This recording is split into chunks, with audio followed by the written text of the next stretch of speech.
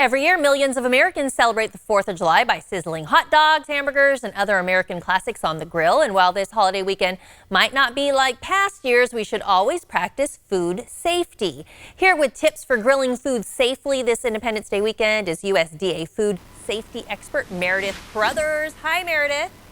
Hi there, how are you? We're doing really well. We're looking forward to the weekend, and a lot of people, they're planning to grill this weekend. So whether at home, camping, or elsewhere, how can we ensure that we are handling our food safely?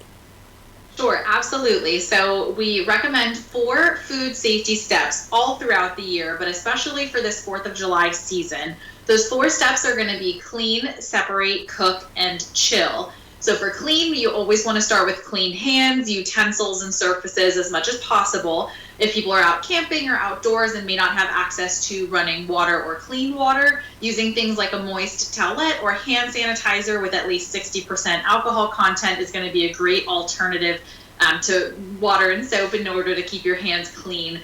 For our next step, separate, we recommend to keep your raw meat and poultry products separate from any ready-to-eat foods or foods that are not going to be cooked similar to how the raw products will. This will reduce any risk of cross-contamination and make sure that you're not getting any of that foodborne illness causing bacteria on foods that you're planning to eat. The next step is going to be cook. That's going to involve using a food thermometer to make sure that your foods are cooked to the safe internal temperature, which means they're high enough of a temperature to kill any of that bacteria.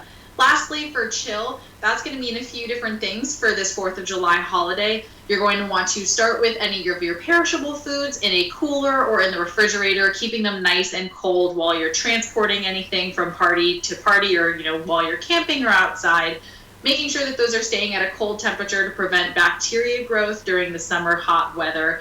Next thing and lastly with our chill step is going to be any leftovers that you have after your barbecue and cookout. Make sure they're getting inside the refrigerator, back inside the cooler within our 2-hour rule. And I'm sure where you guys are, it's going to be above 90 degrees Fahrenheit. So that time actually bumps down to 1 hour. So really focusing on those 4 steps is going to be key to keeping your family safe this 4th of July. Okay, those are some great tips. What about when we're talking about cooking meat?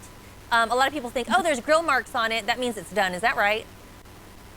Not always. So grills are really awesome and they cook things really nicely, but it also is deceiving sometimes the way that the product looks when it might look nice and done on the outside, has those grill marks, but until you've tested it with a food thermometer to really check to make sure it's done on the inside, a lot of times it looks done before it really truly is. So that food thermometer is going to be a great tool to making sure that it's reached its safe internal temperature and it's going to actually be safe to eat.